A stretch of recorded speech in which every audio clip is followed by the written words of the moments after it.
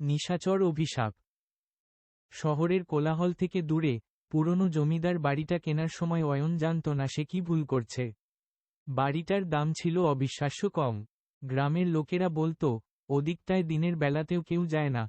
বাবু অয়ন সেসব কুসংস্কার বিশ্বাস করেনি। সে একাই উঠেছিল সেই বিশাল ভাঙাচোরা অট্টালিকায়। প্রথম রাতটা শান্তভাবেই কাটল। দ্বিতীয় রাত থেকে শুরু হলো অদ্ভুত সব কাণ্ড। মাঝরাতে, ঠিক যখন ঘড়িতে 3টে বাজে, অয়ন শুনতে পেত ওপরের তলায় কেউ হেঁটে বেড়াচ্ছে। ভারী পায়ের আওয়াজ, সাথে নুপুরের একটা মৃদু রিনিঝিনি শব্দ। অয়ন উঠে গিয়ে দেখত, কিন্তু সেখানে কেউ নেই। শুধু একটা হিমশীতল বাতাস, আর পুরনো ধুলোর গন্ধ। তৃতীয় রাতে অয়ন তার ঘরের আয়নায় নিজের প্রতিবিম্ব দেখে চমকে উঠল। আয়নায় তার পেছনে দাঁড়িয়ে আছে এক নারী মূর্তি। পরনে ছিন্নভিন্ন শাড়ি, মুখটা কুচকুচে কালো, আর চোখ দুটো আগুনের মতো জ্বলছে। অয়ন ঘুরেই দেখল, ঘরে কেউ নেই, কিন্তু আয়নায় তখনও সেই প্রতিবিম্ব অয়নকে দেখে অট্টহাসি হাসছে। ভয় অয়নের গা শিরশির করে উঠল।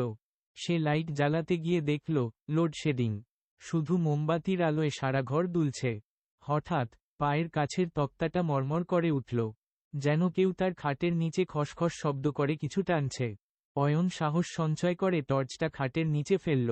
যা দেখল, তাতে তার চিৎকার করার ক্ষমতাও হারিয়ে গেল। সেখানে কোনো নারী বা মানুষ নেই।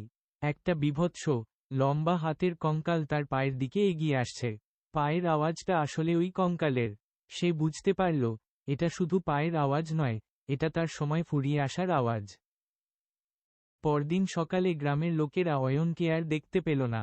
শুধু জমিদার বাড়ির সদর দরজাটা বাতাসে দড়াম দড়াম করে আছড়ে পড়ছিল। পুরনো জমিদার বাড়ির অভিশাপ আবার এক নতুন শিকার খুঁজে পেয়েছে। আজও অমাবস্যার রাতে ওই বাড়ির পাশ দিয়ে গেলে ভারী পায়ের আওয়াজ আর নুপুরের রিনিঝিনি শব্দ শোনা যায়।